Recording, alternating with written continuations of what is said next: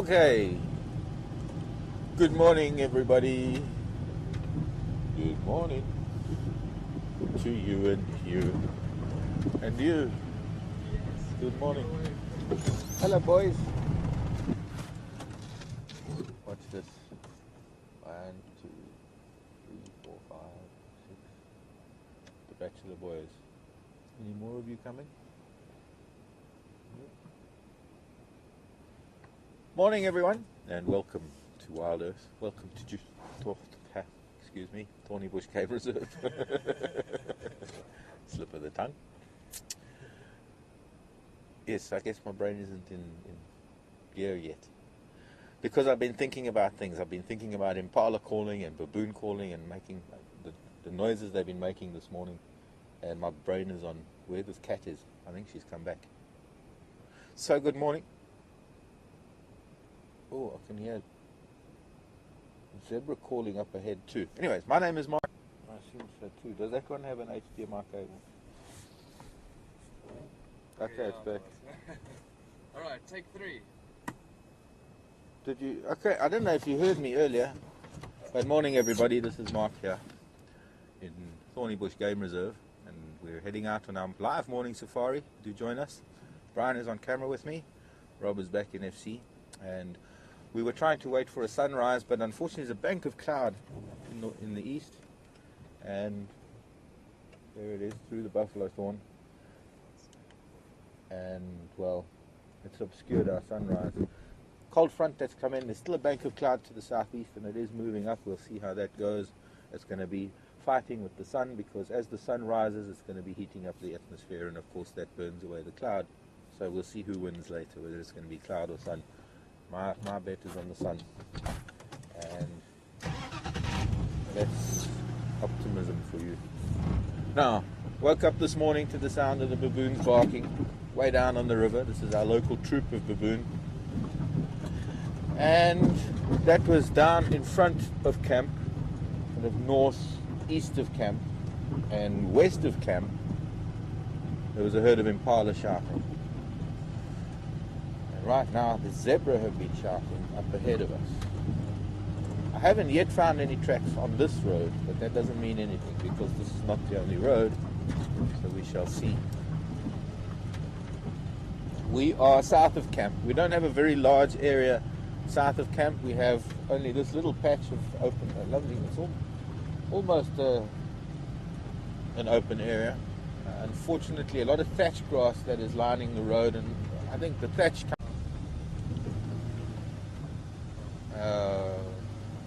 and here they are. They were making a noise, possibly, I guess, because they were fighting. Might have been a bit of, because it doesn't look like they're very disturbed, these children. And a young giraffe. Classic African scene with the giraffe towering over zebra. I can see the horns of a wildebeest moving through the bushes behind the giraffe.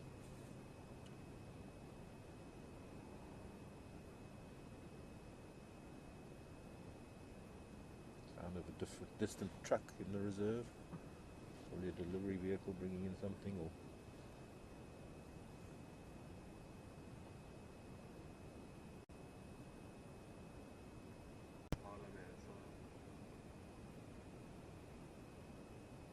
back down to the river where the baboon were. But first we'll watch some of these. We haven't.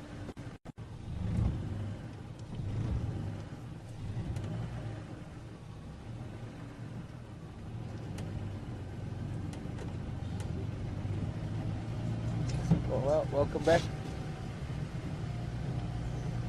We're now starting almost on the southern boundary, and we're going to try and get as far north as we can today.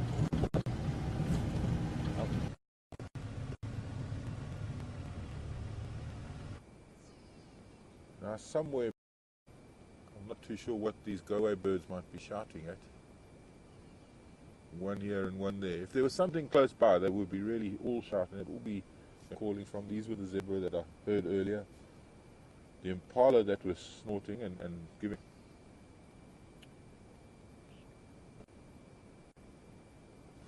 as a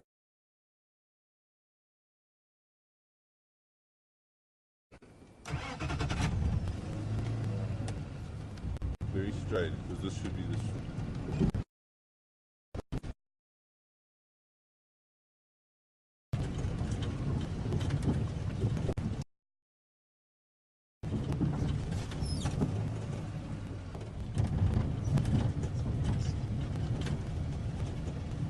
Pardon?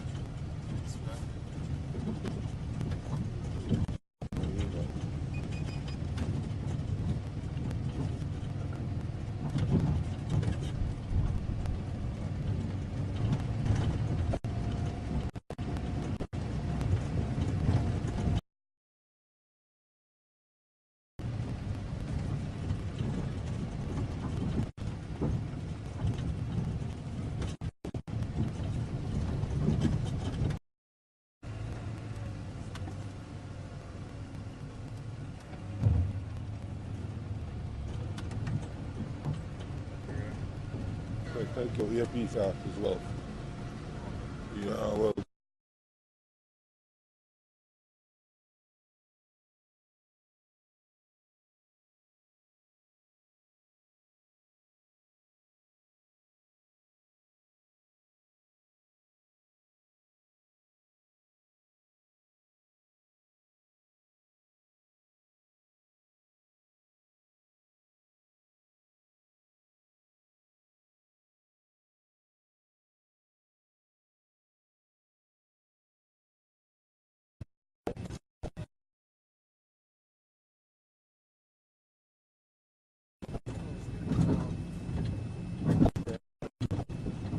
But I got it again. Very bad signal. Go find something inside. Starting with the river crossing.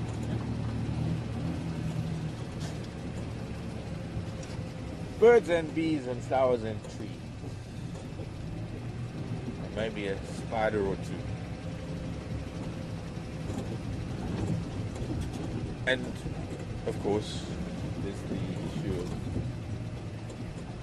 answering any queries you might have, because I'm sure if sitting wherever you are, whatever part of the world, and I will not forget New Zealand, Diane and Shanae, and who else is in New Zealand? Let me know. You've got people from North America. I know that. I know there are people in the UK.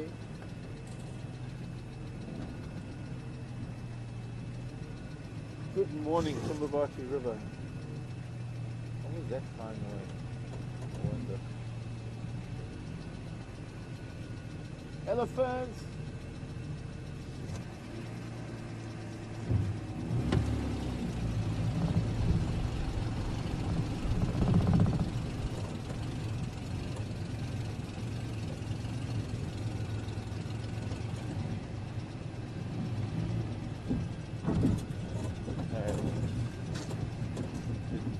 What is a hummer? There's a worse with a hummer cook.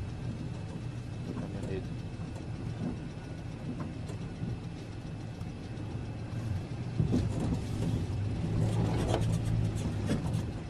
I thought I might have heard an elephant feeding outside my room last night, but maybe it was just the wind. There wasn't quite a strong wind. So as I was saying, wherever you are in the world, do let us know. It's exciting to. I wanted to get a map of the earth and sort of put pins where everybody is. No, this little coloured pin. Blue for boys, red for girls. Well, let's not do it conventionally. Blue for boys, blue for the girls, red for the boys. Okay, pink for breast cancer awareness. There we go. Red for AIDS awareness. Anyway, I know there is Switzerland now. This is what we've had so far. Is Switzerland, Denise, Germany, Nicole, Diane and Sinead in New Zealand. We've had Brian and Heather up again, and Liz up in England. Mike in Arizona, and well, gee, the list goes on and on and on and on. Canada, and Florida. It was Ruth from Florida, and who else was from Florida?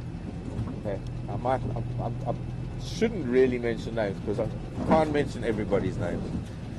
I can remember, but I will take the rest of the drive to mention all the names. So if I haven't mentioned your name, it's not because I've forgotten you.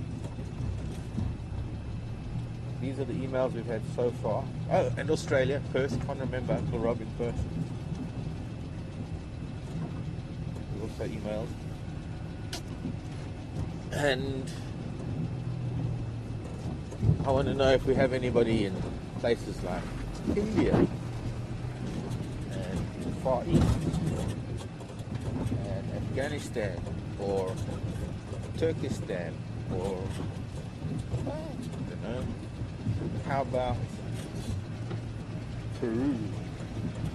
Somewhere in South America, maybe. Argentina, yes. They're beautiful women in Argentina.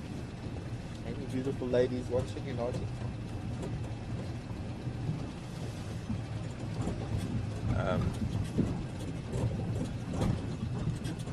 Bumpy road.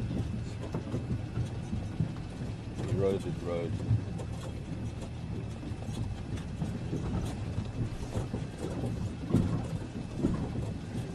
So, do let us know. Do let me know if there's something you want to know about Africa, about our little piece of Africa, or Africa in general. And of course,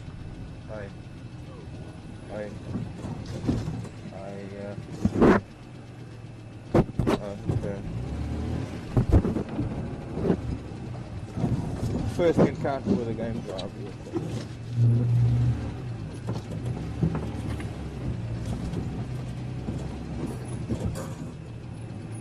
Ashid, morning. Very good. You, Mark? How's it, Ernest? Morning, everyone. How are you? Very good. Lovely exciting day in Thornybush. Yeah, no. You guys just bumbling around a bit. Yeah, I'm trying to head north a little today. Haven't had much down here. There's, I hope you guys get the map. There's a mail find around that one down area. Yeah. And we just checked the female interest very close to Nanzan, Raleigh, to that side. So there's some activity there, but nothing. Okay, which dam is he at? In the area of Langwan. Langwan Dam. Okay. The first thing there, that's the water side. Alright, I'll have a look at the map. Are you going across the river? Now we're going to just check out Buddha Plan for some birds, and then we're going to go across into wherever. Okay, now there are tracks. Actually, we woke up this morning, we heard him calling it behind him, shouting. His tracks on the power line, heading south towards the fence line. I did a bit of a loop, but I can't spend too much time there. Okay. Cool. Bye-bye, everyone.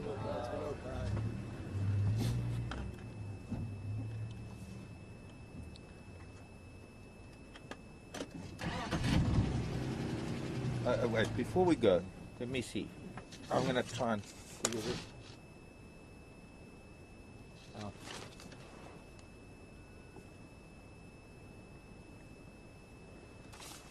BMX long one something pan. We're going to make a mission to see if we can find this.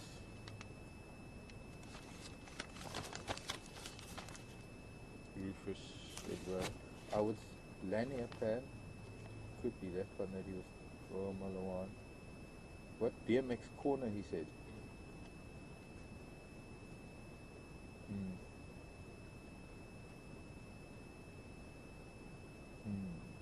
Lanier pan, Fungwe Dam, Lanier Road, Saffron Flay. I don't know if he's because of his Longwan Dam, there we go. Yeah. Longwan Dam. So we are going to have to get up to, we have come across the river. He's going to help Albeda. Oh, he's going to Albeda Pan. That's where the saddlebull stork is, and that he wants to go and look at. He wants to go and do birds. So we must go up here. If we carry on, I think we're on Mangawan Road. What is his name? Hannes. Hannes for Market Wildlife.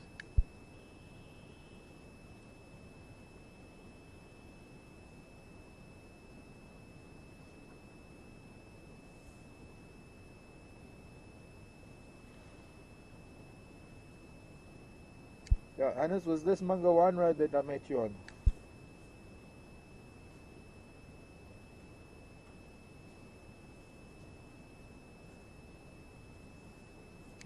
Copy, thanks. That's not what it says on my map. This is a very old, outdated map. Yeah, okay, so we're on Stricknos anyway. We'll if we head up, we'll just follow this until we get to that cut line over there. And we want to get to Long One. Who did I see Long One there now? Oh, there. So we need to go west again once we hit that big straight road, and we'll get to a big junction. Yoga?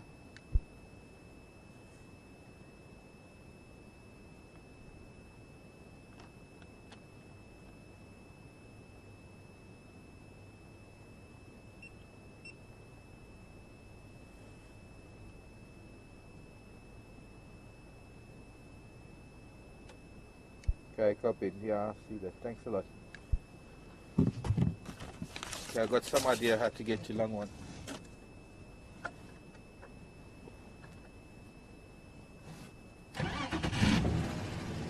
See, that's why I need to put those stickers on. Now, unfortunately, we can't really show you the people. I'm not going to just...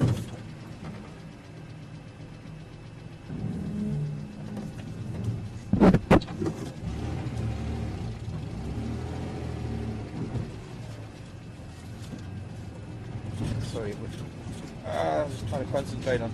Okay. Now there is a lot of radio chatter on the Game Drive radio, and it's just not going to work for me to have it running all the time. So there are times I am going to have to put it on, and I'll just have to deal with it when it happens. If we go 6 of one, half a dozen of the other, these two. But if I stop in mid-sentence because something's happening in my ear.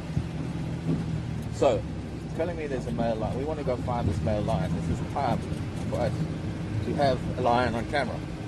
And I'm hoping we could have signal all the way. It is high ground, and I should be able to get there. Anybody learn a place by trial and error, make a few mistakes. It's part of the course. How do you learn anything anyway if you don't make mistakes? So as I was saying, the Game Drive vehicles that we have here on Thornybush will obviously have priority over sightings, and when I do have to switch on, when I'm approaching or when I want to go to a sighting, I'll have to be talking to them. When we see them, we're not going to be able to show you the vehicles, and that's because we would have to get, it's all got to do with privacy of the people on the vehicles, and we would have to have their consent to put them on camera, and that of course is impossible because we suddenly meet them. And, well, maybe sometimes if we meet people and we're chatting, who knows, there might be somebody from overseas who's quite willing to be on camera, and if they say it's okay, then we could swing the camera around. But in the interim, it's all about just chatting to the guides when we pass them and picking up some information. For those of you who want to, I was getting there, we would be taking a long time to get to what I was trying to say earlier, was that please send in questions if you want to know anything. The email address is drivequestions, one word, all lowercase, drivequestions@wildearth.tv. There were a lot of questions last night, a lot of people wanting to know things, and it's wonderful to have that much feedback. But it is also not going to be possible to get to everything, to answer every one of them. And then of course we had an internet problem last night, so I couldn't even post comments on Facebook or answer any of the emails.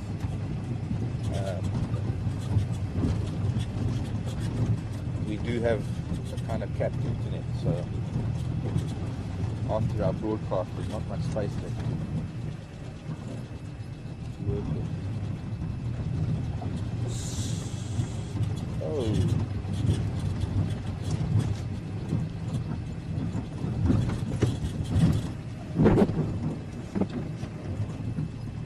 I'll get to it after the drive this morning. I'll be able to answer things. And most people are accustomed to sort of instant answers because of the electronic media that we have these days. Sometimes it takes me a while to get around to it. Especially when I'm at home, it can take me weeks because I don't get online a lot. I don't have electricity at home, and I can't run my computer from home.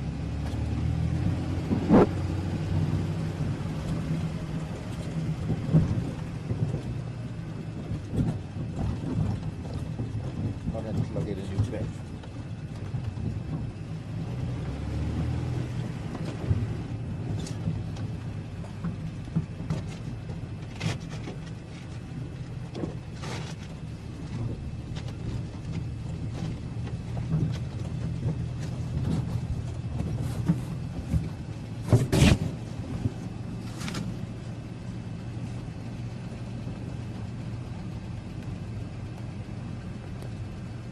Marsha, hello Marsha. Marsha, you got to let. Actually, maybe Rob, you can tell me. Where's Marsha from? Did Marsha tell you? Be nice to know. If you send in a question, you could say Marsha from Kentucky. But Marsha wanted to know about river otters.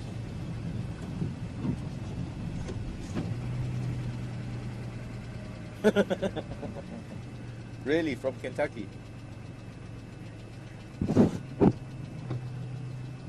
I've got to climb over trees. The wheels have to. I just want to get this off because it's not. Hang on.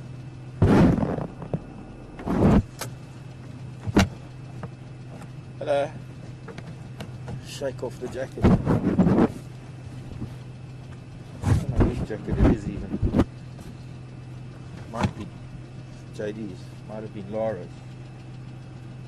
It was in the Dutch's doggy bed. That's another story. So, river otters. Marsha, we have two species of otter in South Africa. We have the Cape clawless otter and the spotted-necked otter. And I would imagine, and I'm looking forward to looking for tracks, I would imagine that we would get spotted-necked otters here on the Thornybush River. I can't see why not.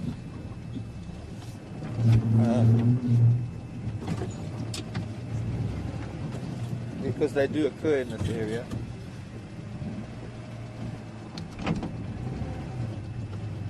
Very shy, mostly nocturnal. So it is possible, yes.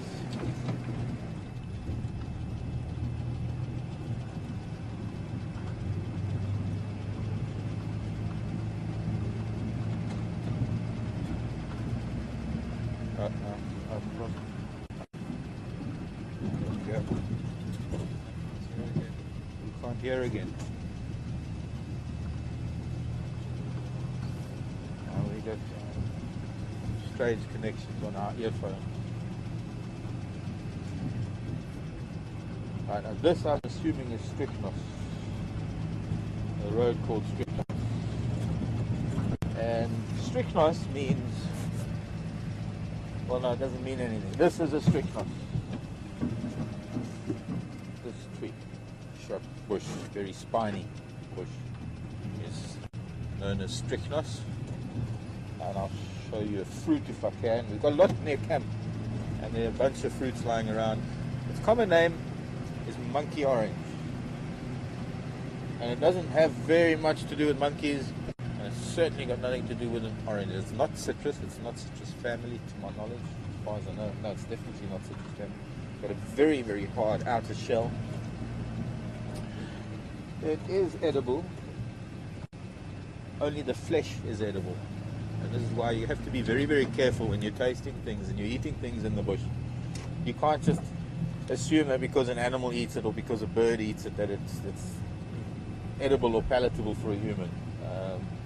One has to distinguish, of course, between palatable and edible. There's a lot of edible stuff, but for us humans, there's some stuff that's just not palatable. We got such soft mouths because of the kind of food that we eat. And we consider the animals that have to eat on really thorny bushes. Yeah, thorny bush. There's some really thorny bushes and spines and things. So animals have developed very thick tongues and palates and lips to cope with this physical defense that plants have established. But there are also chemical defenses that come into play. And the strychnos, this bush, monkey orange, is called strychnos because the seeds contain strychnine. So you don't want to be biting into the seed, really. Not a good idea. And there's a lot of strychnos on this road. There's one being pushed over by elephant. Still growing though. Still growing and still knocking the antenna out of its socket. And I'm not finding any fruits here, but there are fruits back at camp. Around camp where there are some strychnos. Yes, Rob.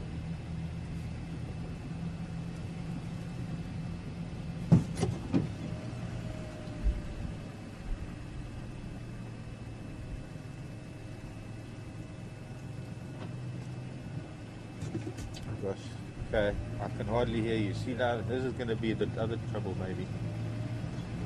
That's because the antenna. Can we lift? I don't know which one is my radio or which one is the other, but they're going to be in view of that camera, but they might just help us with radio comms. But I don't know if Leon likes it. Yeah, that is better. Okay, go with those questions.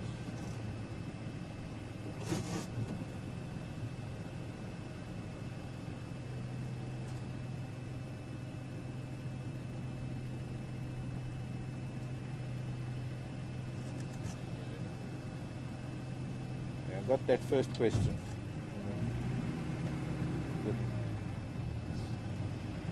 Sharon in Austria. Hi Sharon. Nice to hear from you. Glad that you're with us again. I've missed the contact we used to have. A lot of information that Sharon and I used to share and things that she would find out for me. But for now, I can answer the first question. I know there were a couple of questions that you had asked. I looked at your emails yesterday. Couldn't answer them. But the question about lion from Sharon, was there more than one pride here at Thornybush? There is, yes. And I've got notes, on my computer, and I am going through them. I'm trying to memorize. Geraldine back at Wild Earth has sent me stuff. I've got some stuff from Leon and camp, a write-up about lion and leopard and the elephant things, and I'm still going through. What I know of is that we have a couple of lionesses and their cubs down near in the southern area, pride up in the north.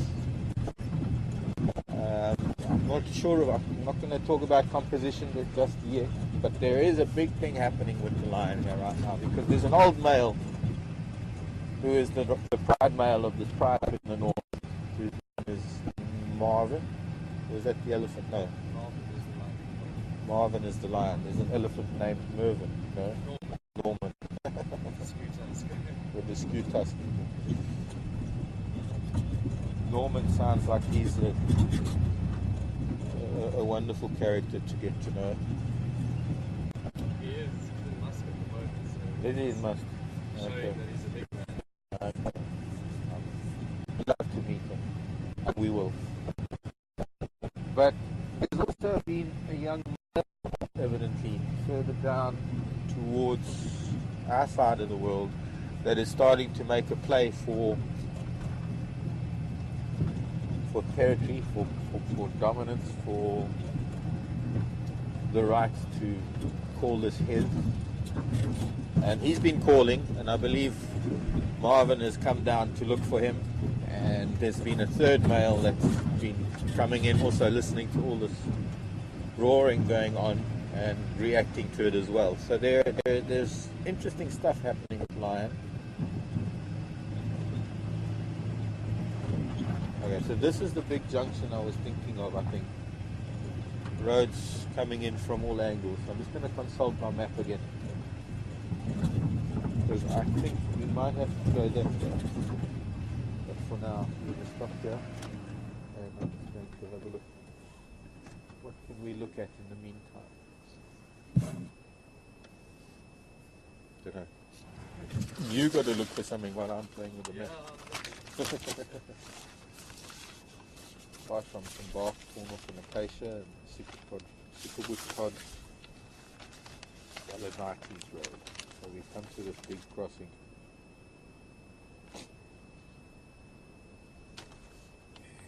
Really slightly weakened signal near Lech. I'm going to go to, if I come up near Lech, I need to go that left road there. Yes. Sorry if that makes a noise on the microphone. That might also strengthen our signal.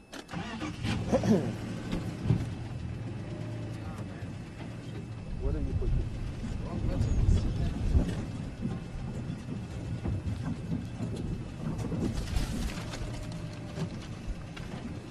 Okay, you can stop blowing now, Wind. I'm looking at maps. I'm going to hopefully get a digital map. I'm just going to see something again quickly. Ow, my shoulder.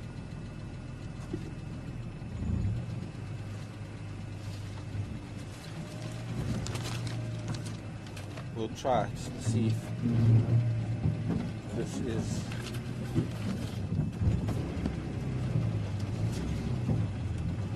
And this should bring us down to another big junction, I think.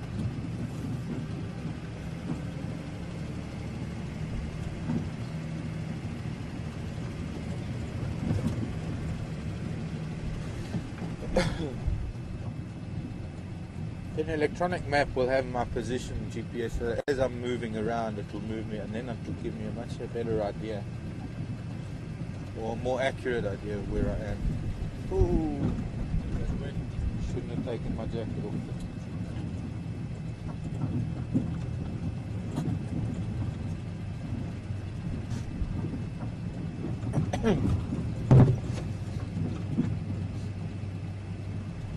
So Sharon,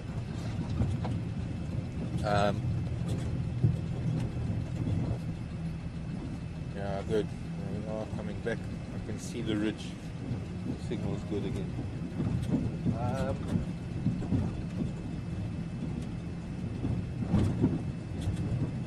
At some point in the next couple of days, I'm going to write a blog. I'll write something up about what I've learned, and so everybody has it.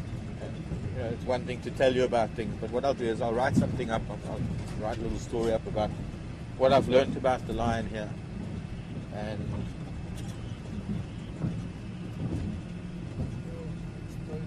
I know it doesn't work to have it on that radio.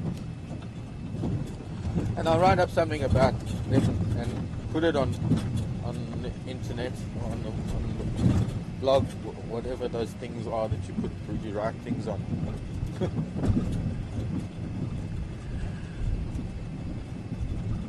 And everybody can read it. And then, of course, what it then boils down to is actually being out here and trying to find these individuals, these characters that we're learning about, or that I'll be writing about. It's always easier to do so once I've met them and I know more about them. But for the time being,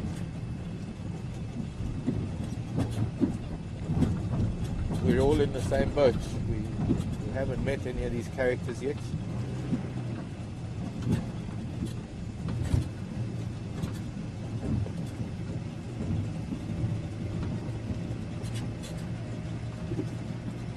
The elephant being through there.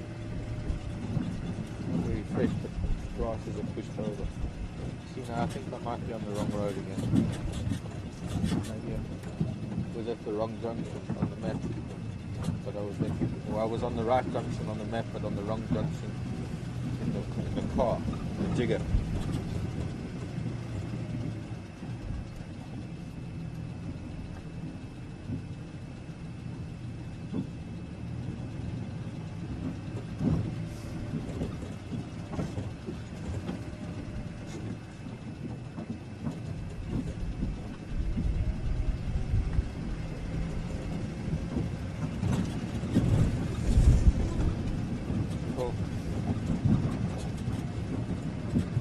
No, it's fine. You can stay there. Oh, you want your beanie? I just need to cover my legs.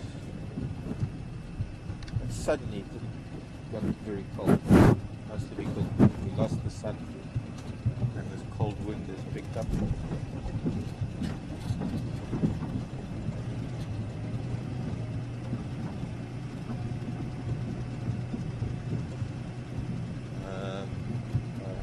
Me a better idea. We're going to be hugging this drainage line, so maybe I need to go back to where we just come from.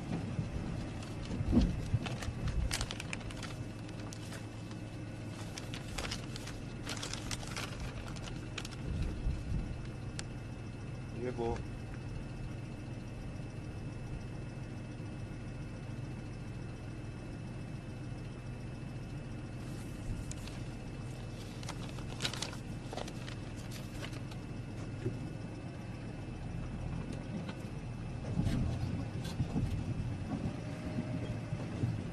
Sorry, who is that from, Rob?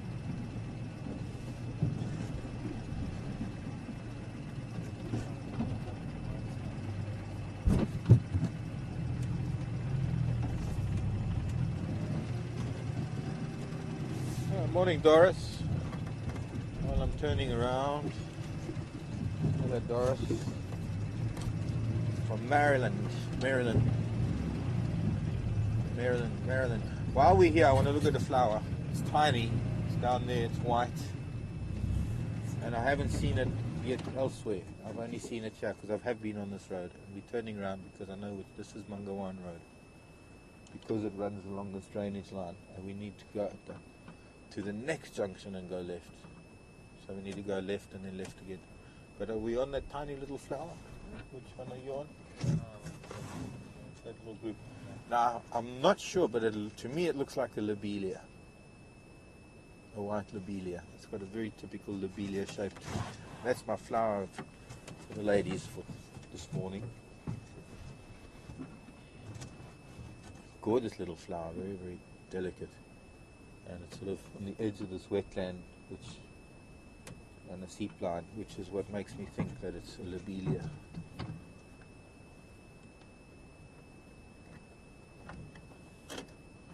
So Doris wanted to know about hyena dens, wanting to know if there is an active hyena den here. There would be, Doris. There are hyena. I've seen a lot of hyena tracks on the roads around camp. In fact, this morning there were hyena tracks. Okay. And Rob's telling me he knows of one, of a hyena den in the west. But it's another. Once again, Doris, this is something that we will discover in time. Where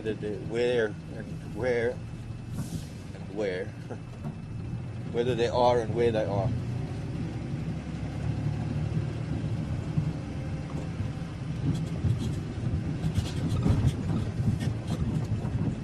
But whether there is an active den or whether there are cubs in the den at the moment, something I'll have to find out from guides over the next few days, the next week or two.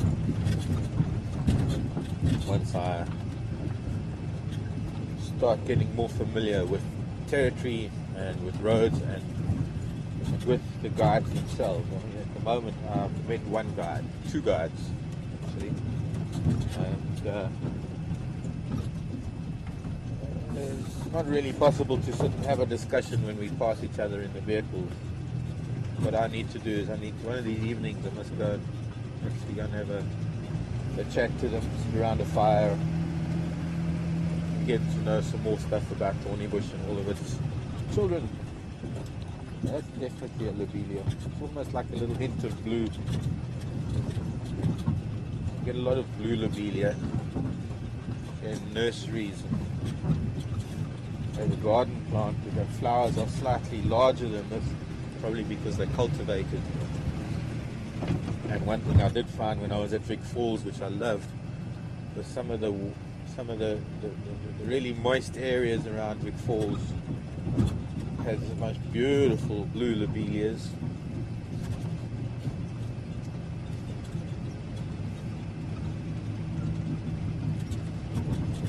But of course the truest blue lobelias are the ones that are artificially or genetically modified, bred to be, you don't get flowers as blue as that.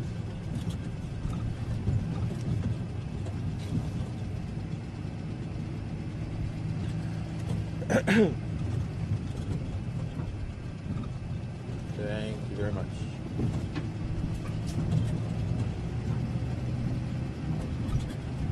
Good strong signal, Rob's telling me.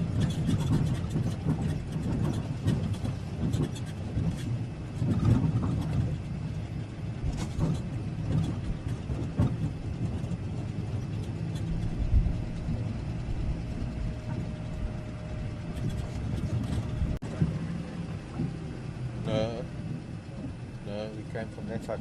There's an oriole, black-headed oriole, just flown into a tree up ahead, followed by a southern black tit. See if we can get that oriole. Who's that that's just landed in the tree? Looks like not sure who you are. Less a honey guard maybe. There's a bird party here. Yeah, see some helmet strikes. Oh. But they're all flying away from us. Yeah, orioles just flown away. Mixed bird party. An incredible phenomenon. If you have the ability to, or the time to sit sometimes, and when you come to Africa, it's very difficult, it will be very difficult to follow with a camera because these are very small birds, a lot of them, and they flit from tree to tree, and they generally go deep into the trees. But what happens is a bunch of different species of birds come together, and they all complement each other as far as danger is concerned. They're all feeding on different things. So they're not in direct competition with each other. They're not getting in each other's way, but obviously more ears, more eyes, more alarm calls, more danger signals. Okay, I can't get much further to the side. Morning. Ashid. Morning, Mark. Brad, how are you? Good in you, Brad. Too, man. Morning, gents. Very good in you. Good. Is this gonna get me too long to what's it? Where are we now? Now you're on Gillette. Yes, I've just come off Manga 1. Yeah, then Yes. Nanzan is here. Yes. Goes all the way down. So, You want yeah. to go down to Langman Dam. Yes. So go left and then go right. left all the way down. Carry on. You're going to get to a big triangle. Yes. Turn right there, Yeah. and then right again. Okay. Carry on straight. So you'll get to the dam. Okay. You turn right again. Are they? I'll check on the radio now.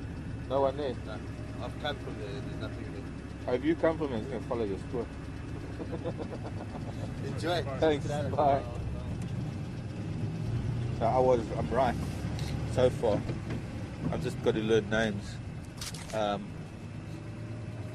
We've got to go. We are nearly. We're gonna go left there down to that triangle. We're gonna go right and then right again up to Langwan Dam. And well, now it's fairly easy as long as we don't find any other vehicles, and as long as we have signal. Because if there are other vehicles, they might have come from somewhere else, but I can just follow this chap's tracks. But I know where I'm going now, because I'm going to go left down to that big junction that I wanted to get to. The last time I turned left. And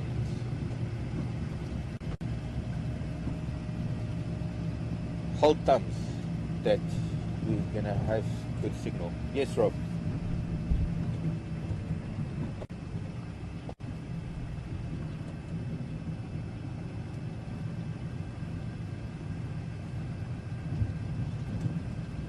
Old times, cross fingers. Whatever part of the world you're from, whichever one works for you. Holding thumbs or crossing fingers. Just do everything. Everything possible. Can you cross your toes? I can cross my toes. Can you hold your thumb toe? That's what I do right now.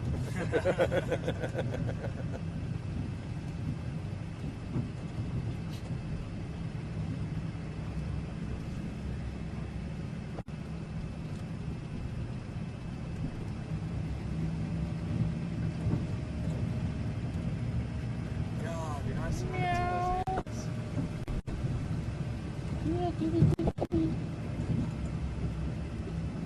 Squeeze the antenna through that. Exactly. Could have been a kudu.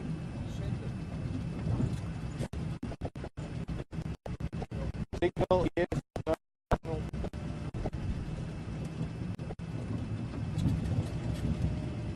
Oh, getting low. If you lose me, I'm just gonna go straight to that lion, to that area where the lion was, and see if I can get there and see if we can pick you up. Because this might get low down now. Let's see. One. I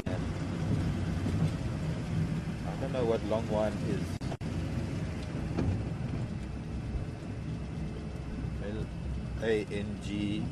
Langwan. Langwan. Hey, the road is a long one.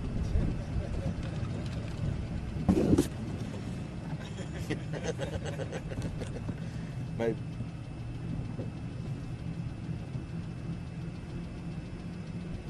Okay, thanks.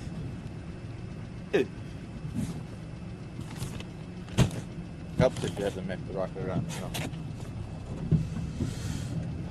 Look, we're going to go through a very deep dip now, and I'm sure something might happen. We might lose me in the dip, but I can see the triangle I'm going to be turning right at soon. Water backed up after a man-made dam wall. Let's see what we can have here.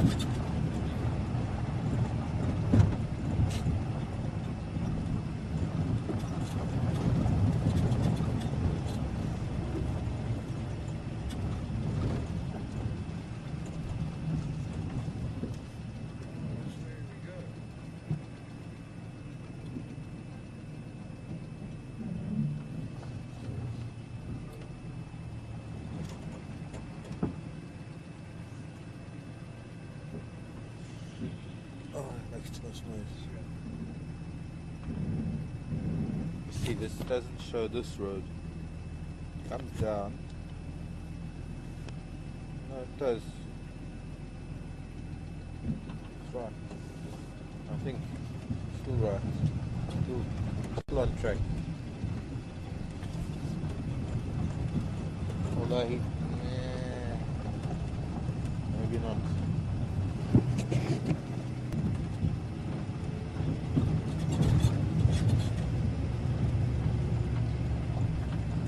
I think we still should have gone through that drainage line, but that road didn't go through the drainage line.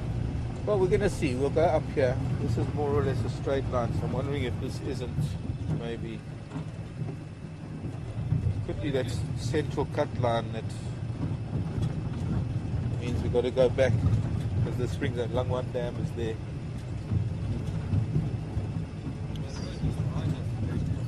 Yeah. But that's not really a road, that old track to me. No. Where there was the fort.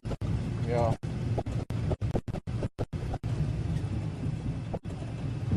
Because this looks like a cut line. This looks like this could be central cut line. And this doesn't. This is a very big area to get around. I sort of find areas.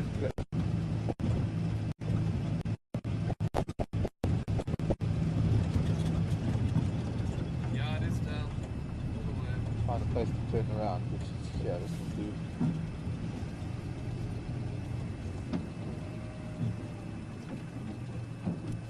Where there's a slight problem I'm picking up is that this map is old. Boundaries have been moved, roads have been added, roads have been taken away because of erosion. So it's,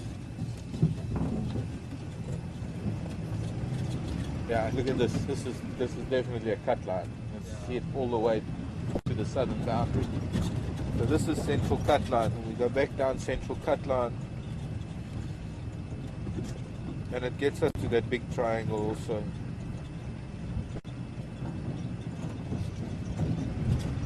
If it will take us through this drainage line, otherwise we've got to go around.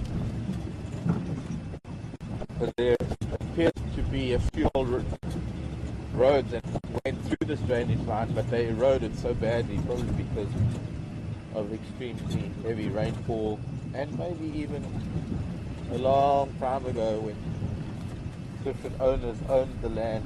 There wasn't any road maintenance. There's another track there, but I don't know. That might be an old sighting track rather than a road. And I'm not allowed to drive old sighting tracks unless there's another sighting there. I think somebody asked over there or something if we even bothered to go back. Maybe we'll just stay in this part of the world. Run an extension cord back.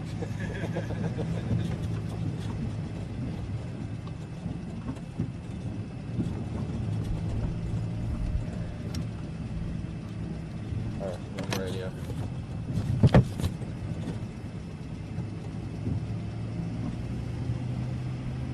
Morning stations, Mount Wild Earth. Any vehicles at Long One Dam on that wireless cycle?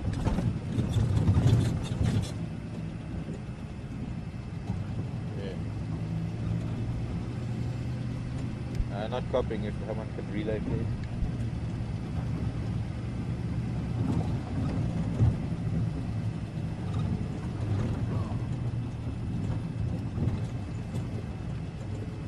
Guess not.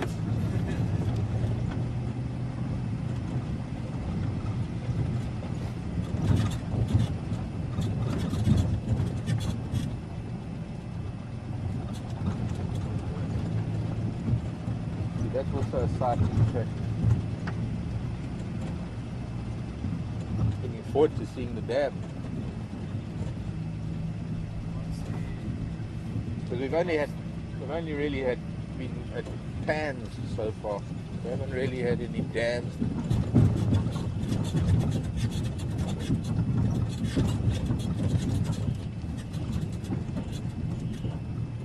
No, you're making a noise.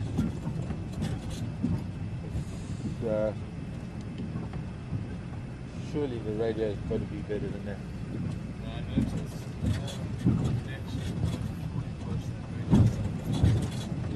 So they've got a repeater, so I mean that radio should be pretty clear with a repeater.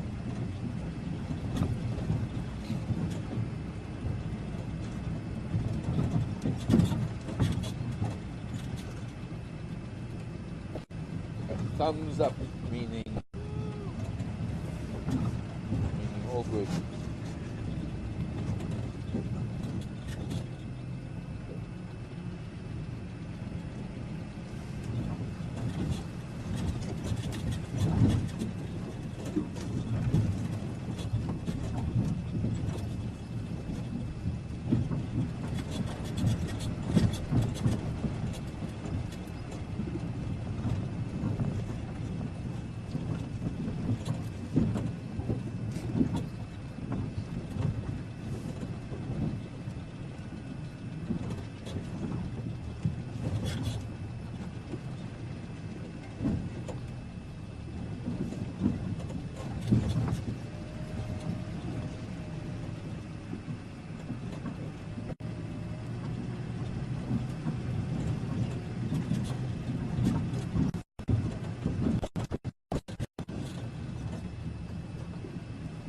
Should have gone left.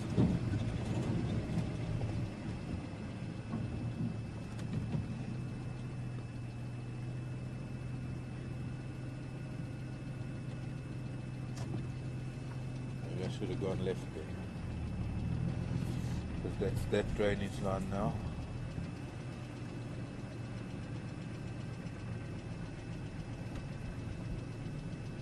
almost heading north. It's east-west.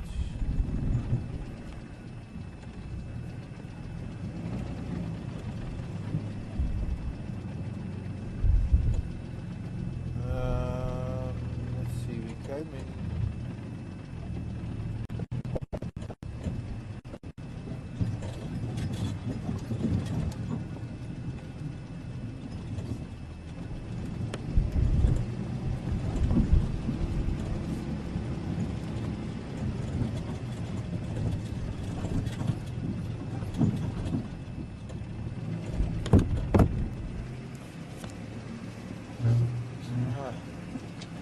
I'm not sure. Suddenly I'm not sure. I was so sure earlier, but there's no track here.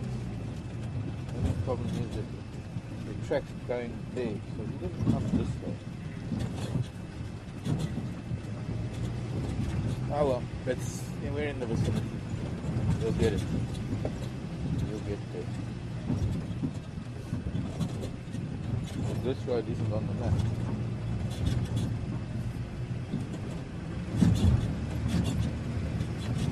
The best is the Google Earth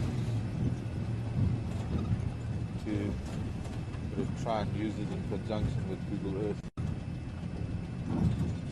I'm looking at what might be a dam right now down in this drainage line.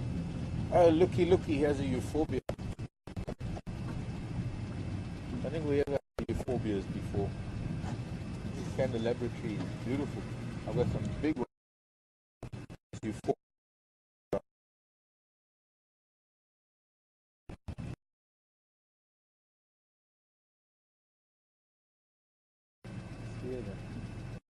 They should be coming into flower now. Mine are coming into flower.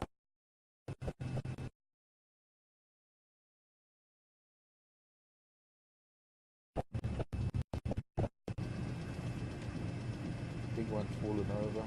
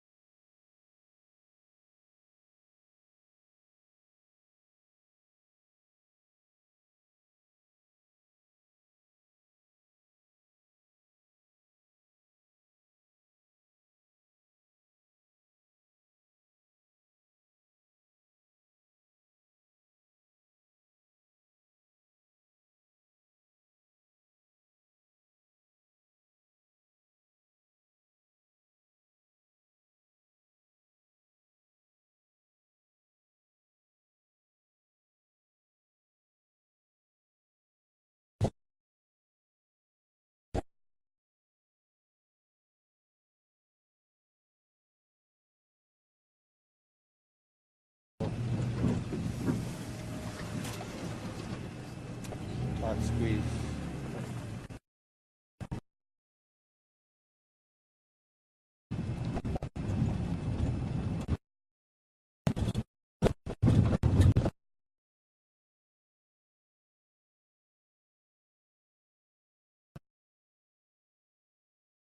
Tracks here, but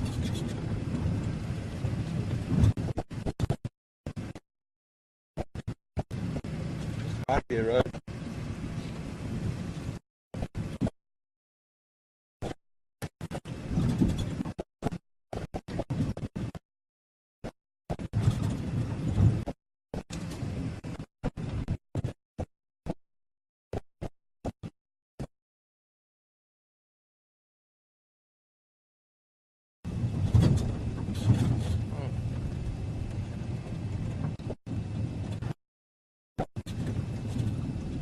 Really fresh tracks here.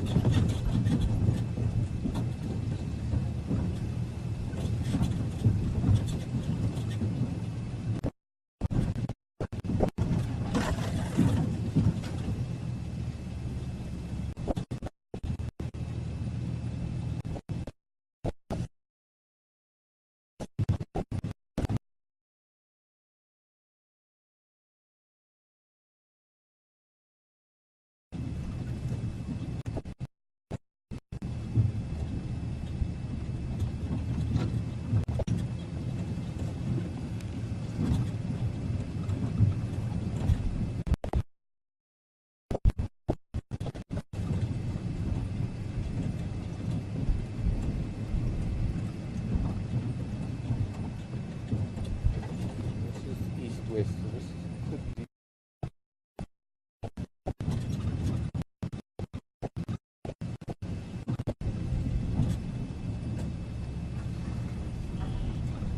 Pardon?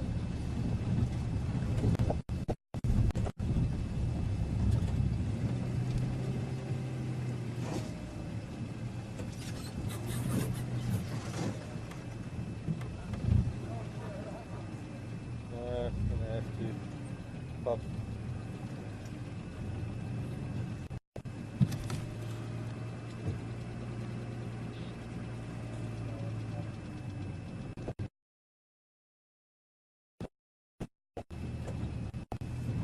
Yeah, because can you squeeze it closed without it in it?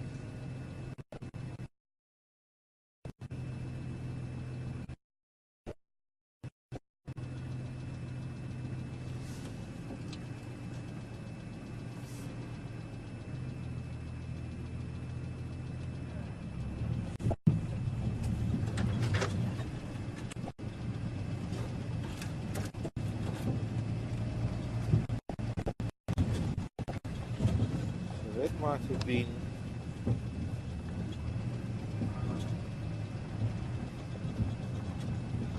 going through there. So I think if we find the next left, it should take us there.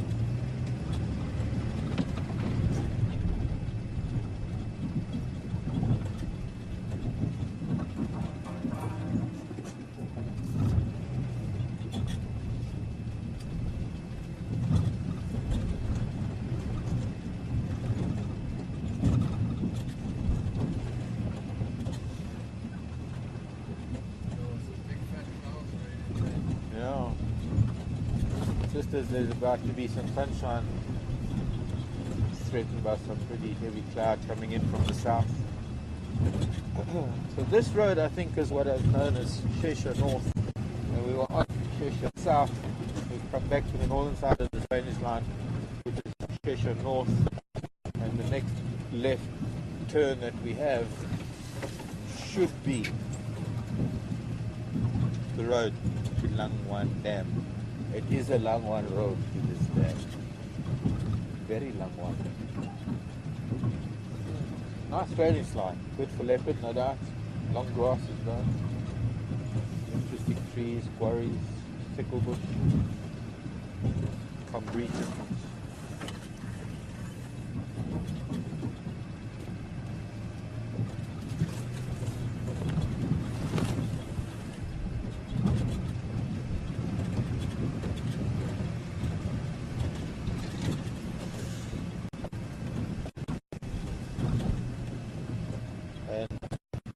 gonna get under this.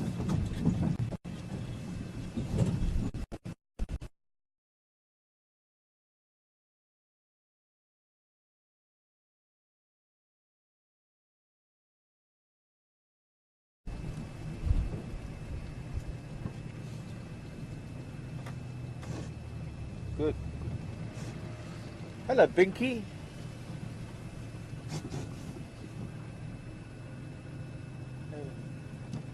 Welcome back to the jigger, Binky. Binky wants to know if Thornybush is fenced in, does that mean that no other animals can come onto the property?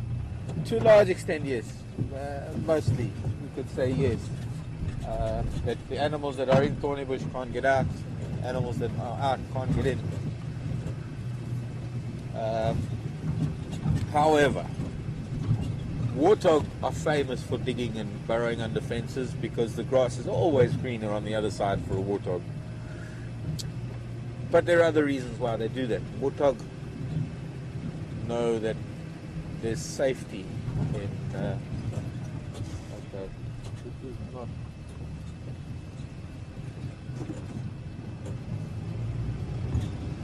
But we were here already. Supposed to be right up to Longwan Dam, but it's not.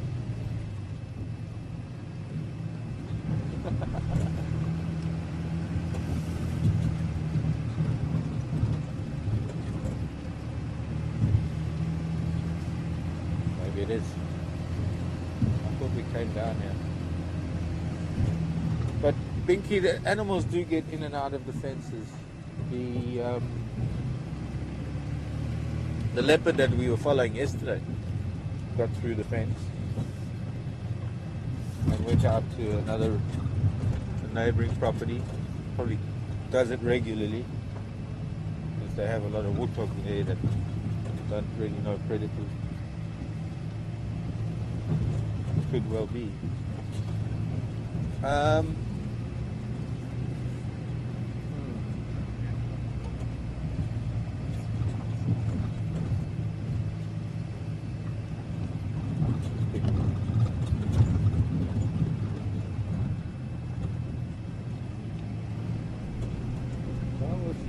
There's the dam.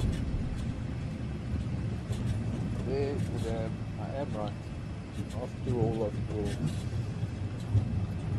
Occasionally elephants push fences over, and occasionally other animals get through. But generally the large mammals tend not to be able to tend not to be able to move through the fences. They are electrical fences. There are several strands of wires, and they're confined to Thornybush.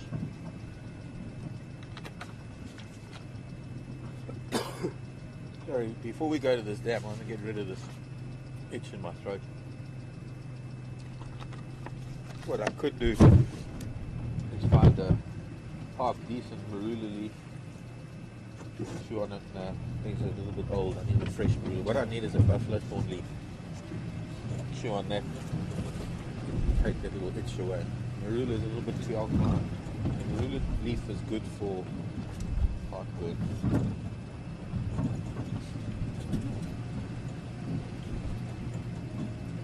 Find the buffalo thorn. Right, our first visit to one of the dams here at Thornybush. This is a dam known as Longwan Dam. Good to know we've got signal here. There might be a lion here. I'm hoping there's a lion here. I'm hoping he's still here. This cold weather means he could have pushed off by now.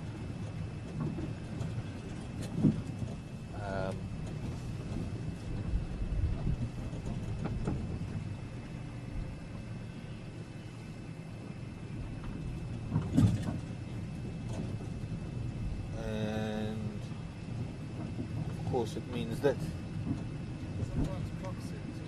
Really?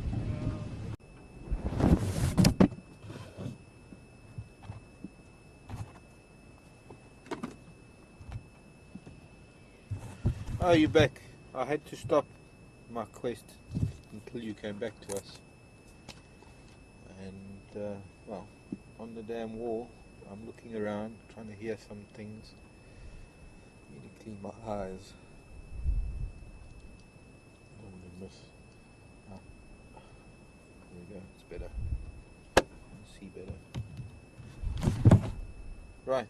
Oh, one more thing. I need to put this on. It's getting cold.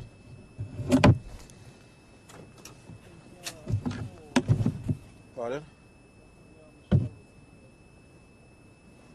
No. No, my guess he's lying under. He's possibly lying somewhere with. Oh, now I've done it. Oh boy. I'm caught up. I'm just going to have to wait for now because I've got to find this animal.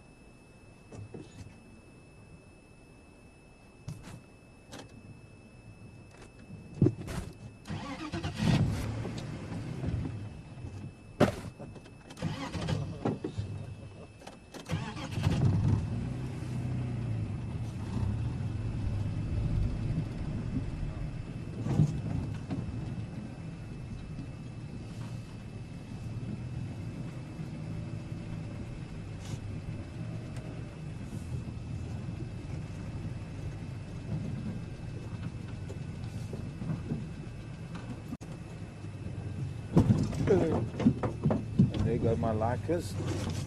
And I can't speak. Oh, yeah. Comedy of errors this morning. Oh boy, that hurts. Sorry, no. Oh, I've just given Brian, I've just compacted his spine. A little bit. Brian was a really nice and tall dude. He was. After this drive, he's going to be 3 inches shorter. And once again, I've moved the bridge because it's caught up in my sleeve. Okay, there we go. So if worst comes to worst, we'll try and take that track. But we're going to have a look around. Okay, I'm starting to believe that there is no such thing as road maintenance in some of these areas at all. I don't think there is actually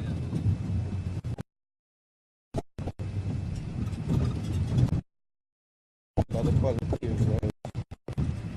Hey, you see the roads in Salati.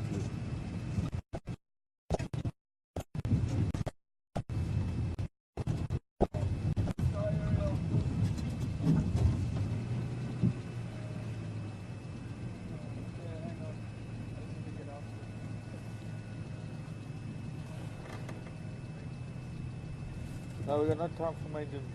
What's happened? It's broken off.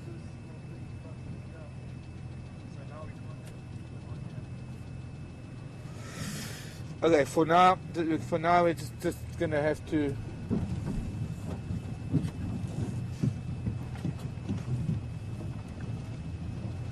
trying to think what we can do. We can't cable. We've got any cable ties.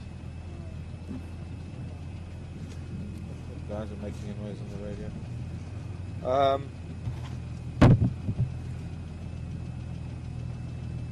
Yeah, for now it'll just have to do, because, and I'll just have to try and avoid.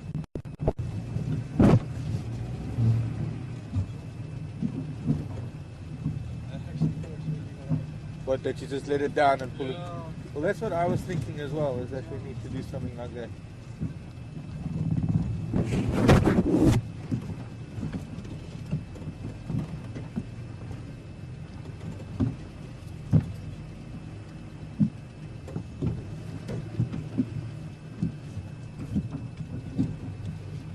The thing is that they don't really know where he was, because he could have gone down below the dam wall to that drainage line.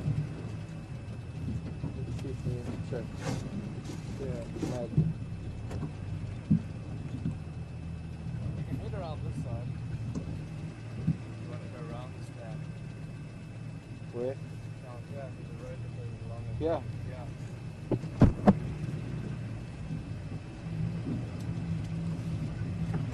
There's tracks there, coming this way. I think he might have gone down below the dam wall because of the weather.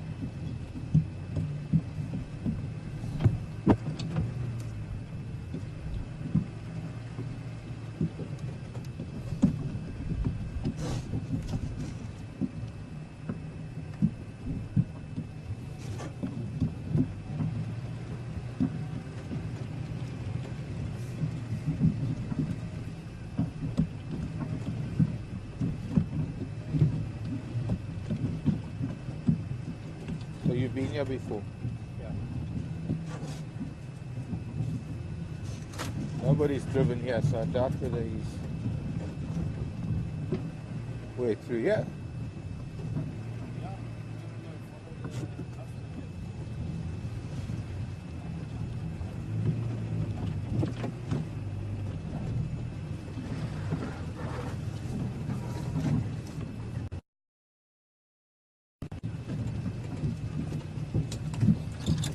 No.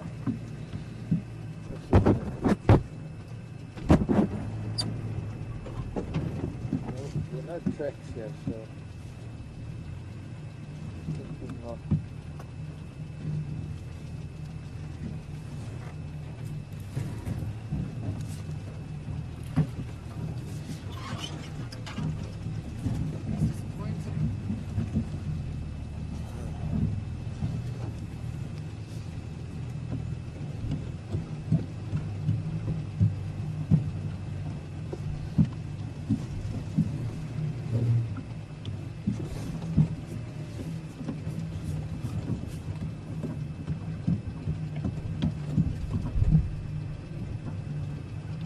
Yeah, you must have gone further north down the demo, as you said.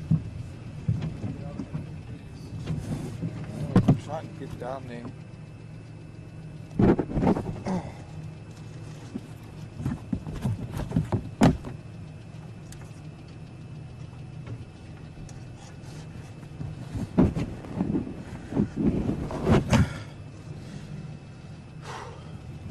Such a heavy jacket.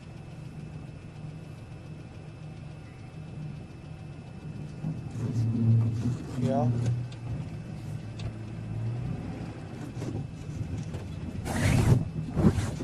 Let me see if I can get down below this wall somewhere.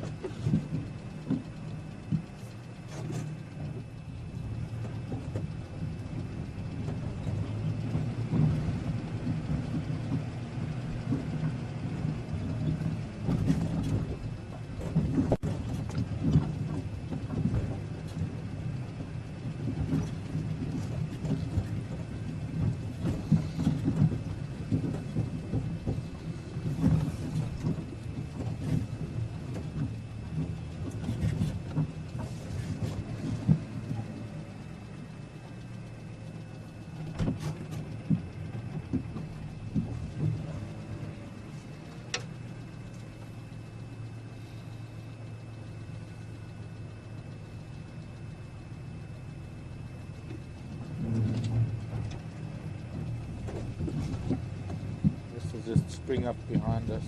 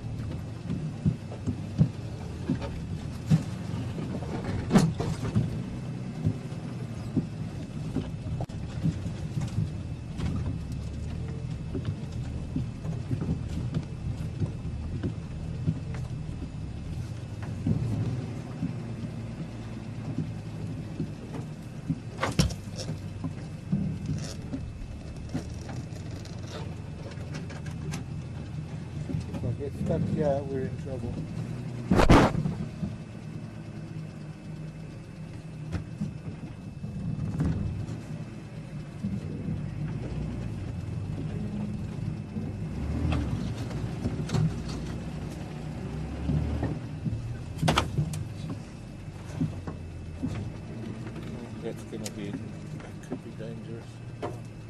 pull those wires out. Graham will love them.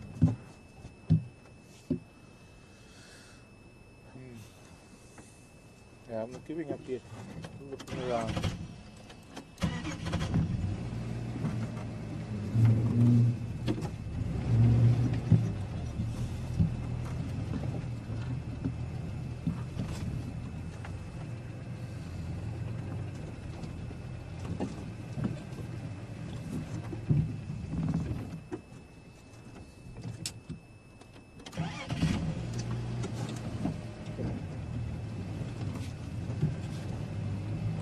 A little Mandulia. Mandulia russia, known as a cork bush. No relation to the cork oak.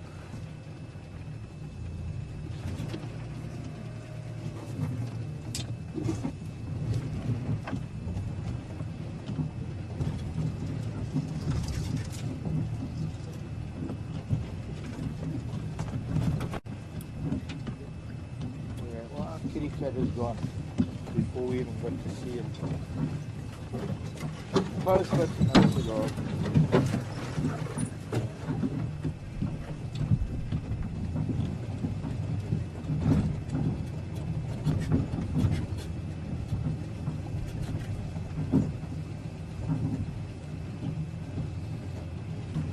Not here at any rate. Let's try another section, another spot. Go over the damn wall. I don't know how he would. I don't know how he would react to me on foot. I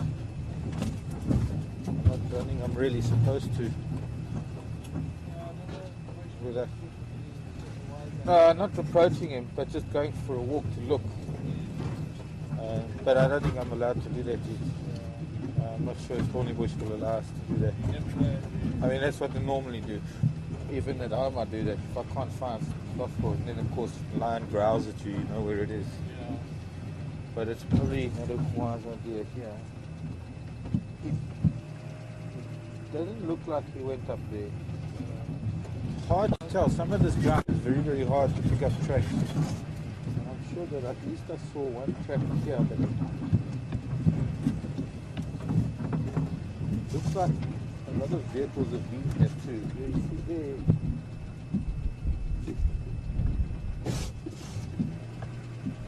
But that's when it was wet. He's obviously spent a lot of time here, this lion, because there are a lot of tracks here that are in dried mud. I'm not online anymore. I mean,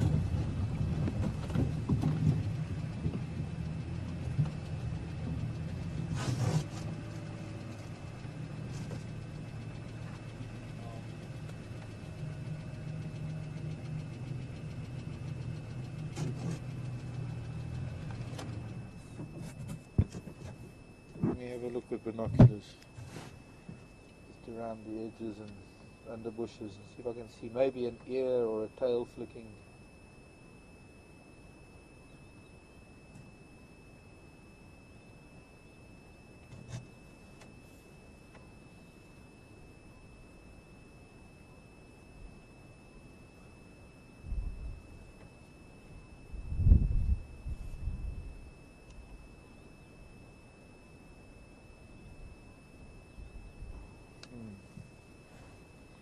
Bluetooth.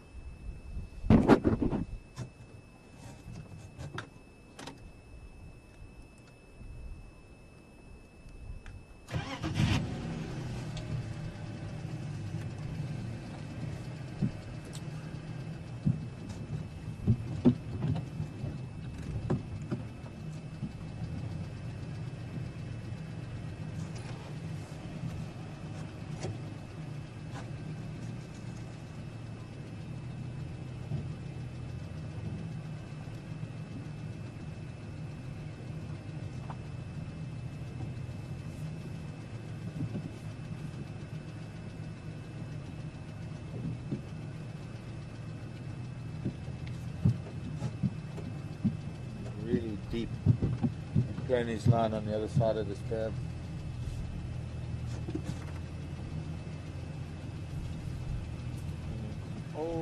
bone.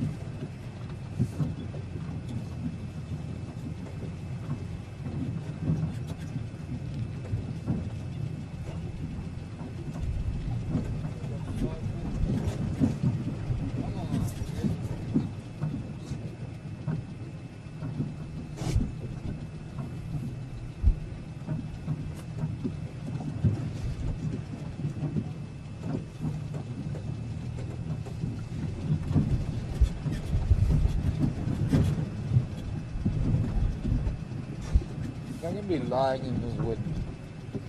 I'm gonna be. Oh, it could be walking too.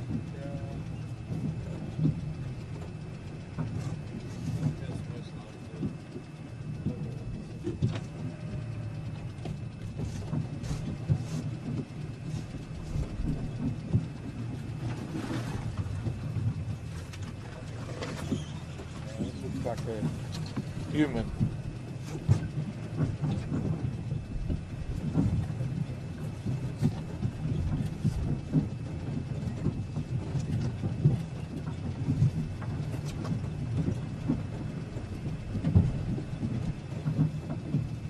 What we're doing is we're trying on the western side now of the drainage line, but it's so dense down there. If he's in there, we can't get in there. I'm trying my best to get a view of the drainage line, but there's nothing, no gaps here really. So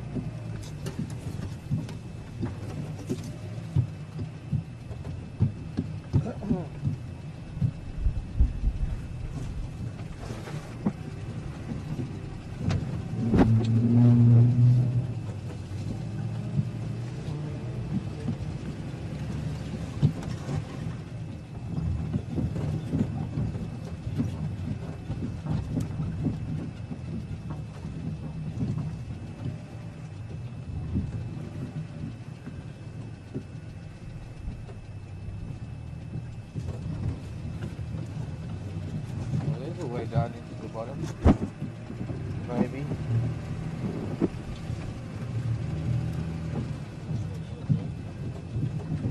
Pardon?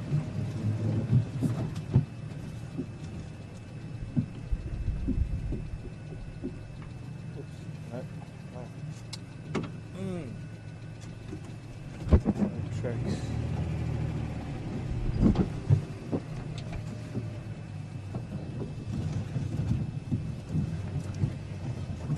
No tracks means that he hasn't come this way, which means that he could still be where we haven't looked yet.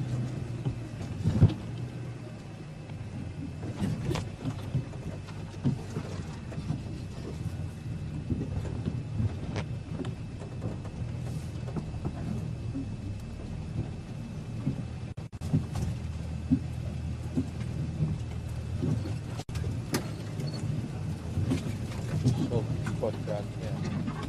Where kitty, where are you?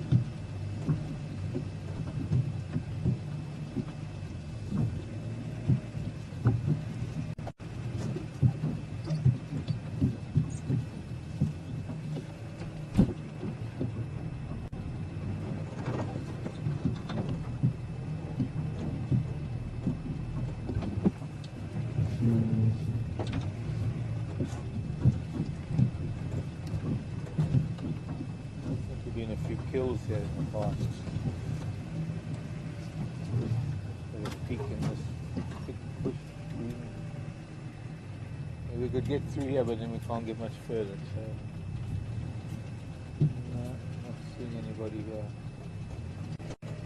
Not seeing anyone that looks like a lion.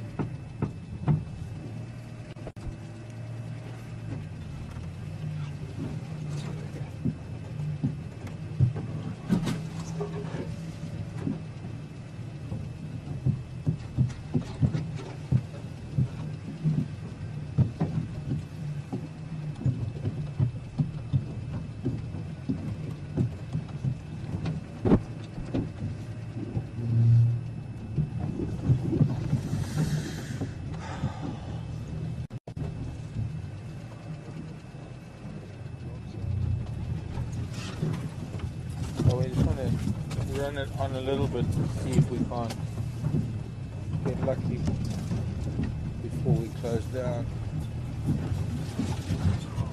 Ow.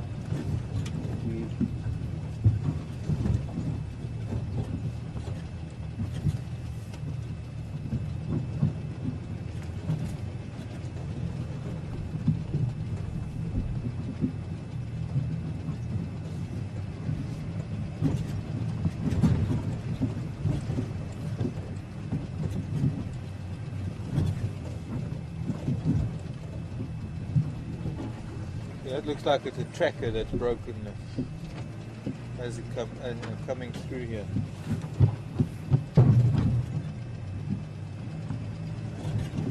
Or a guy going the other way.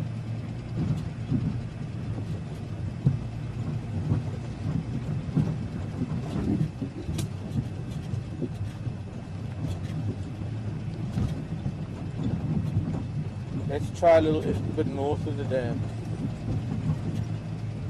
Doesn't seem to be. It's not easy to find tracks. You can't find tracks in this grass. The sand or the substrate is packed solid. Once it rains and the soil gets really hard, and it needs a lot of animals to eventually their hooves to loosen up the sand so that the soft-padded animals can at least leave a track behind. Even on these game paths that are coming into the dam. Ought to show something.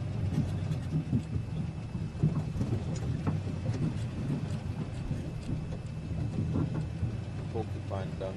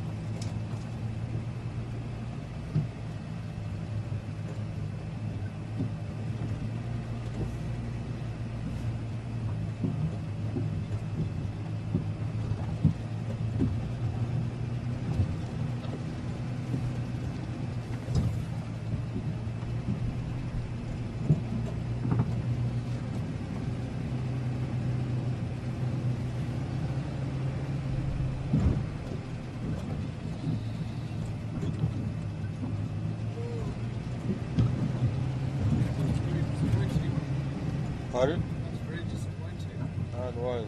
Well, not entirely a loss, having found that we can drive here and we've got signal here, and that lion spends a lot of time here. Well, not a lot of time, but obviously part of his territory, so he visits this dam from time to time. Let's just do the road. If we come out, we'll do a loop around.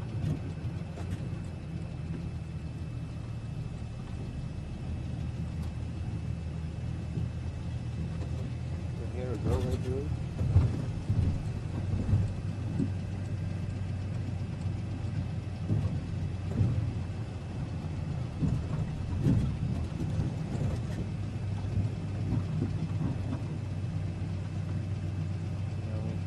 We're going up onto the drive to get a better signal.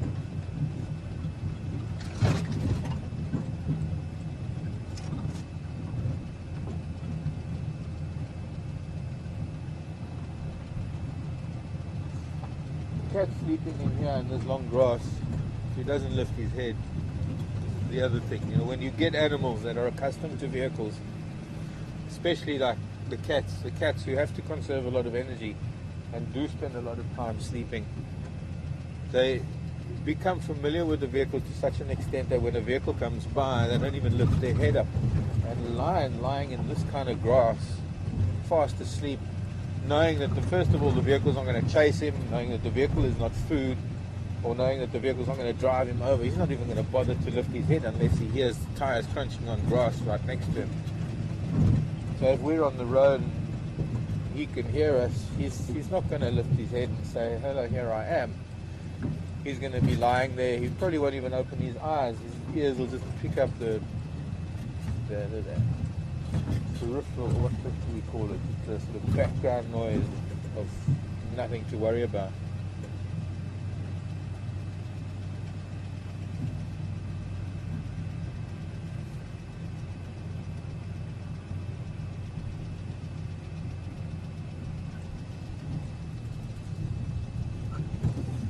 No tracks here either on this road. So he hasn't really come up here after being down there. Not that I can see at any rate yet.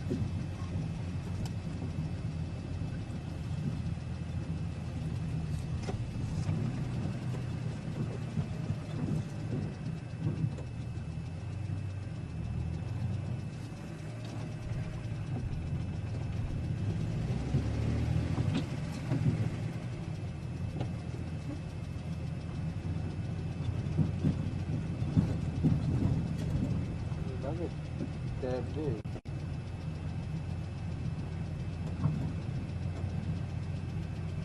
Unless this dam is a very long dam.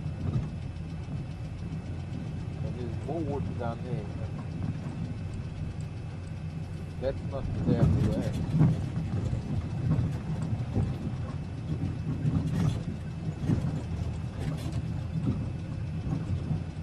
I don't think. That's at the top of the dam.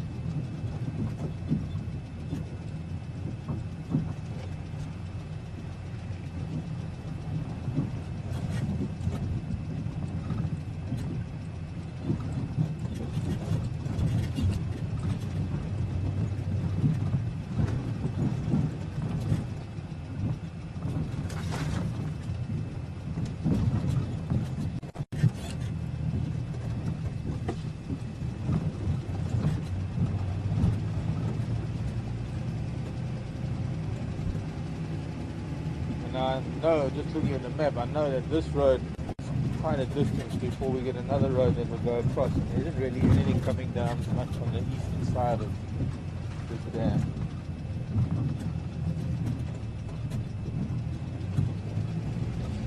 But we're going to look anyway. Now there's the road that heads back to the other side. So what it is all about is trying to find if he's come out of this block of bush onto a road.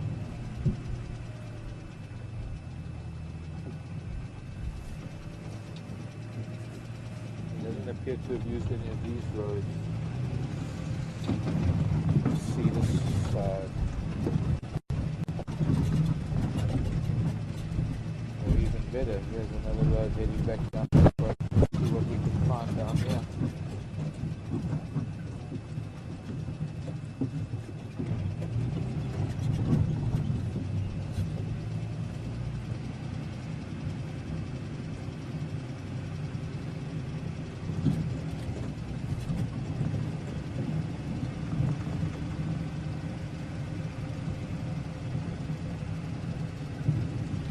Probably take me to the water that I saw.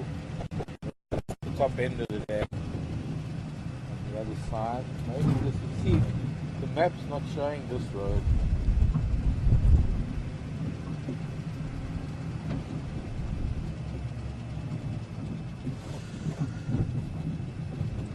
And the cold front is just hit us. Now, you see it coming, we'll see the water up ahead of us again now. So we're doing almost a loop around the dam, which is good because road might show his tracks better than the small animal paths that come out of the dam, or rather that lead to the dam. A dam that obviously has a lot of activity when smaller mud wallows and other water holes dry up. By virtue of its size, the amount of water in it will take a long. Obviously, you'll go right through the season with this dam, the dry season.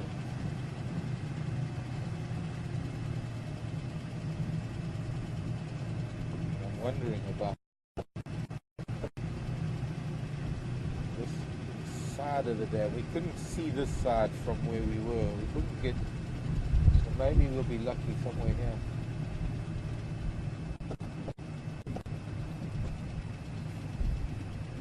This is a different dam entirely.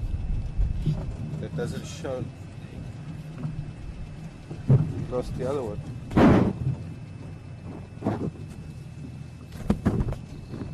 Right here.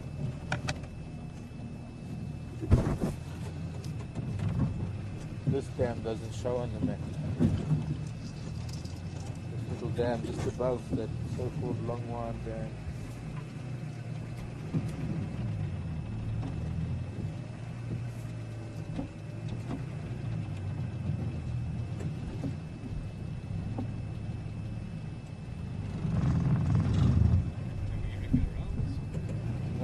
Just having a look. I'd like to look at this dam. Yeah.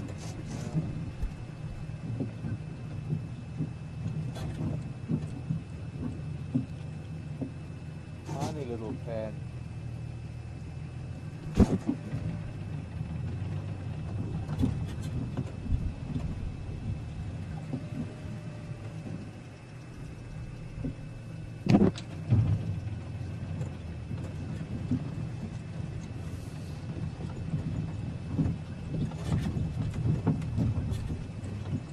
Peak over that damn walnut.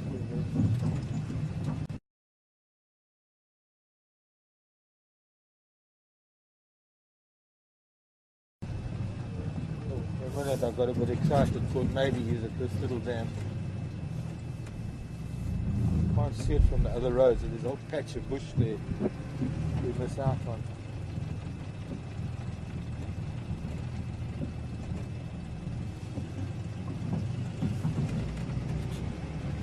Cool. One or two places to check still. Look between this dam and the other dam.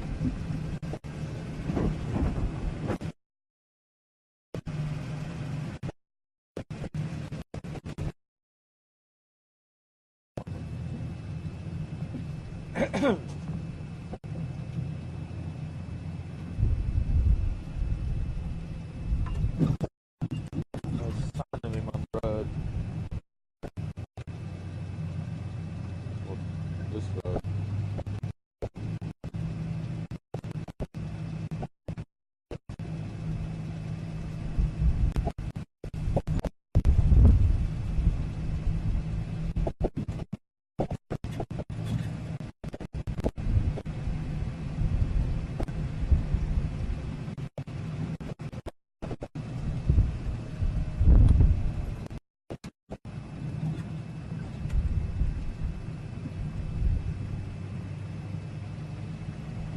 And now we're going away from the other.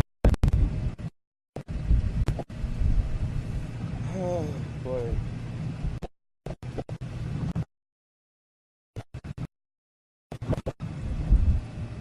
Sometimes, even though you might think it's a sure thing, within a few minutes the dynamics change, especially with cats, and especially with this kind of weather. And when a normal day, no wind and the sun coming up, and then we could pretty much be sure that a cat can stay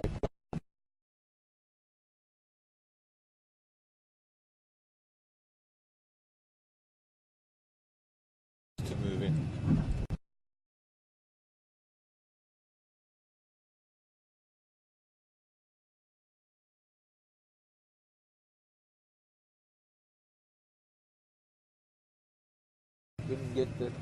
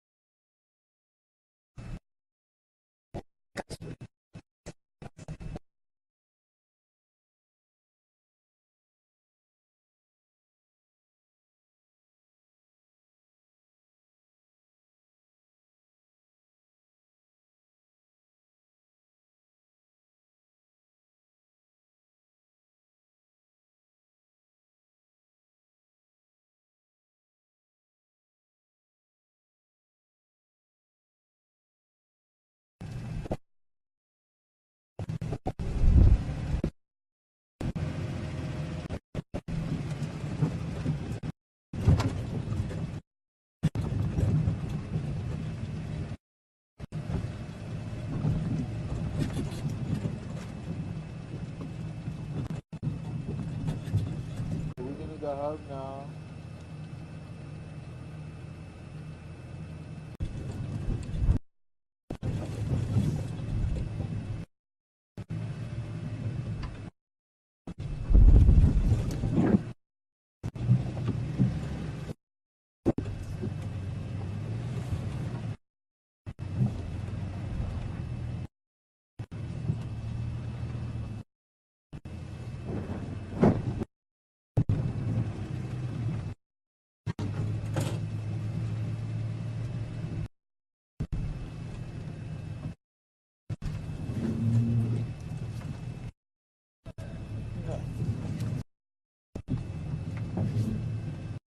Back with us. Hit the dam wall again. We've done pretty much a loop, unless we're already down south of the dam, in which I might have missed his tracks on the rock, the heart of the spillway of the dam.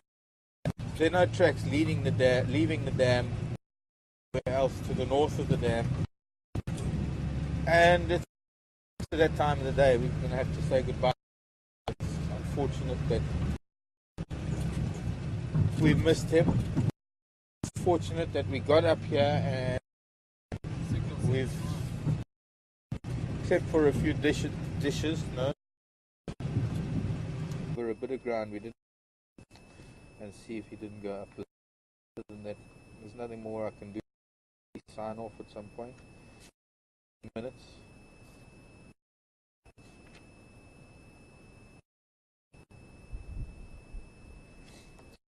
I tell you, when I first saw them fly, tail drongos, but they are fly catchers, and they're quite as common as the fork-tailed drongo. What I'm going to do is I'm going to forward a bit to get it closer to them.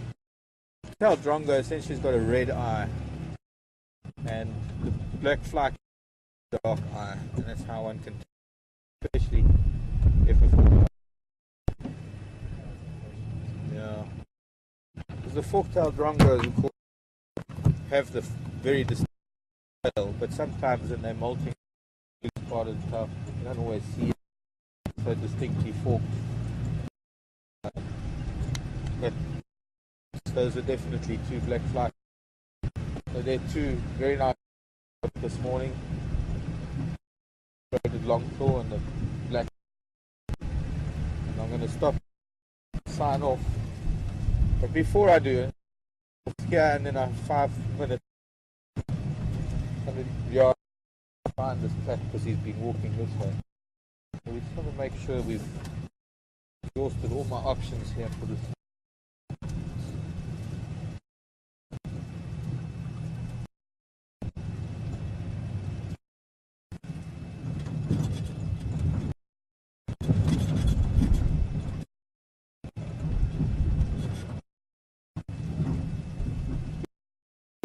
An up and down morning.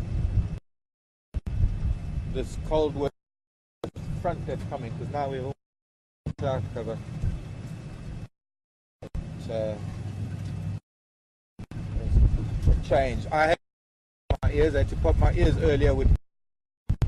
There's a strong enough change in atmospheric pressure for me to have to pop my, which tells me that it's just the beginning of the weather that's in the south. Just seen some ants that ants do when they think there's weather coming. And I hope it's not going to much. A young buffalo. So I think down this little road, this will rule out whether this south.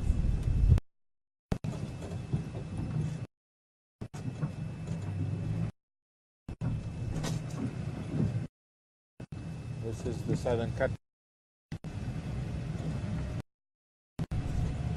What cut? The map line that we saw earlier. See, it's a cut line. It runs line all the way.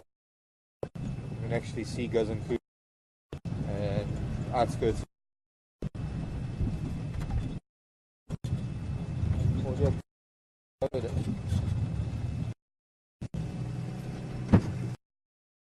Check the audio cable in there.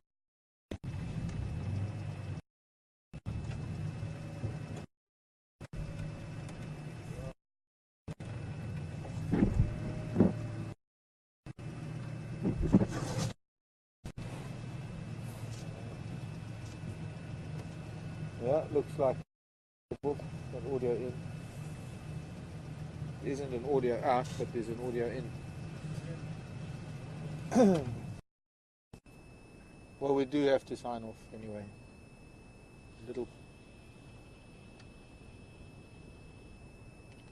seems a little patch of sunlight coming in when I'm going to say goodbye. Before I say goodbye, I just want to show you the yellow-throated longclaw. Yes, I can. These are the longclaws, except for the yellow-breasted pipit, but this is our yellow-throated longclaw.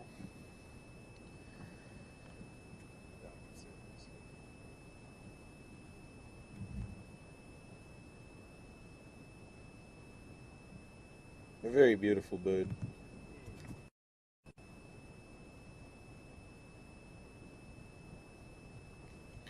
And the typical top of the tree stars. Normally they're on the ground. Now we don't have bird lists to send out or anything, but I think who wants to keep track of the birds that we're likely to see, trying to point out some birds, not only the special birds like yellow-throated longclaws and black flycatchers and fish eagles and saddle-billed storks and grey herons, and the list is endless.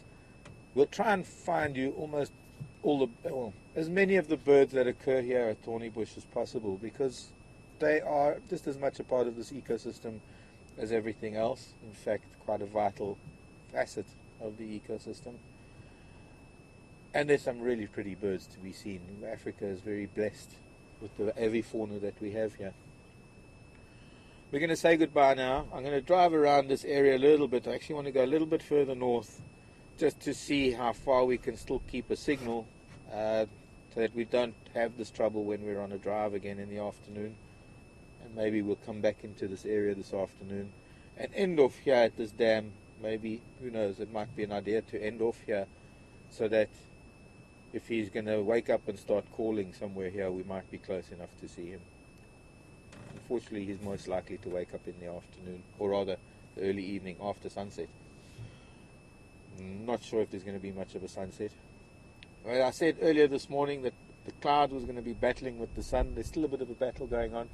The sun broke through a few holes in it, but it seems like the cloud is winning, and that's mostly because of a cold front coming in. We'll see how that affects things. We'll see what that brings with it. But it's not going to change what we do unless it's rain. If it's raining, of course, it's going to make it very difficult for us because of all the equipment. But we're going into the dry season, so let's not even use the R word. So from me, Mark, and Brian at the back here.